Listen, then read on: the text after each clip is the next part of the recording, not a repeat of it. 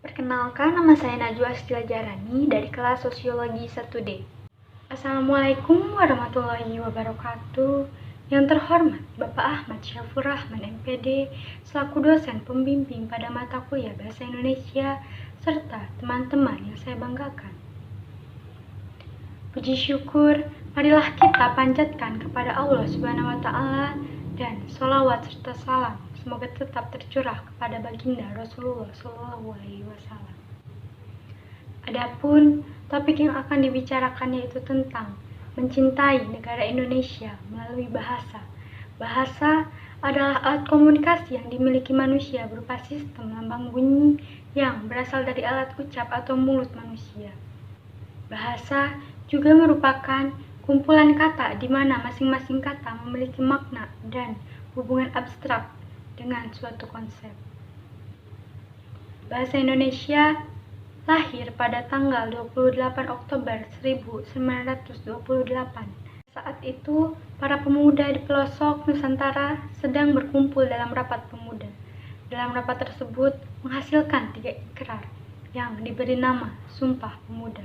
3 ikrar tersebut yakni bertumpah darah yang satu, tanah Indonesia, berbangsa yang satu, bangsa Indonesia, menjunjung bahasa persatuan, bahasa Indonesia.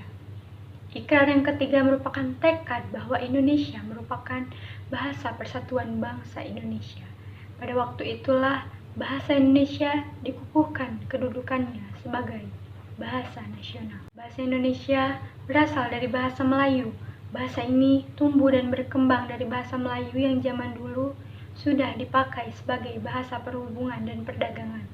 Selanjutnya, bagaimana cara kita mencintai bahasa? Yaitu dengan cara 1.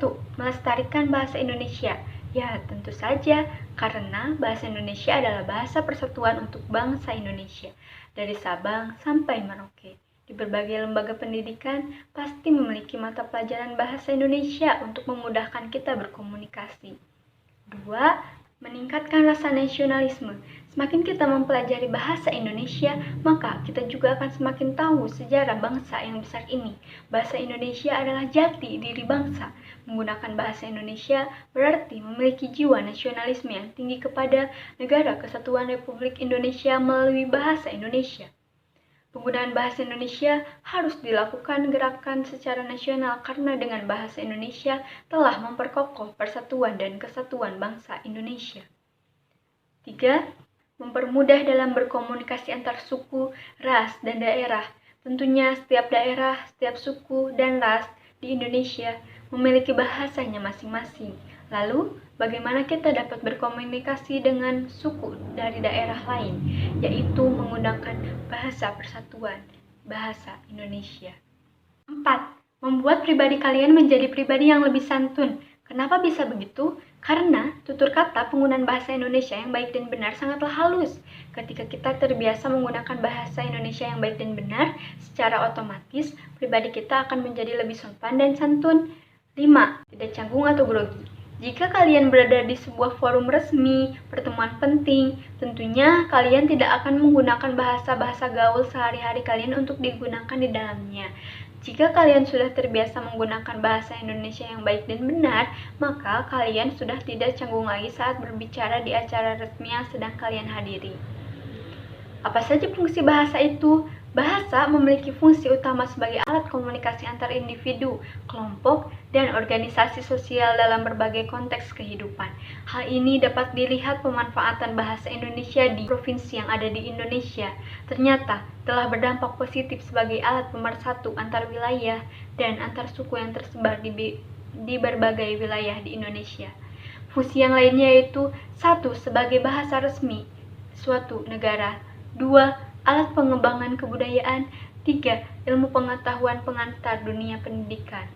Mencintai bahasa sendiri merupakan sikap yang luar biasa, apalagi sikap mencintai itu kita kaitkan dengan globalisasi saat ini. Mencintai bahasa Indonesia bermakna membina, mengembangkan, dan senantiasa berbahasa Indonesia sesuai dengan situasinya. Artinya, selalu berada dalam hajana budaya Indonesia, bukan menomorduakan bahasa Indonesia jika berhadapan dengan bahasa asing. Sikap seperti ini amat sering kita jumpai pada penutur yang merasa bermartabat jika menggunakan bahasa asing. Sekian pidato tentang mencintai negara Indonesia melalui bahasa yang bisa saya paparkan. Kurang lebihnya mohon dimaafkan. Semoga bermanfaat. Wassalamualaikum warahmatullahi wabarakatuh.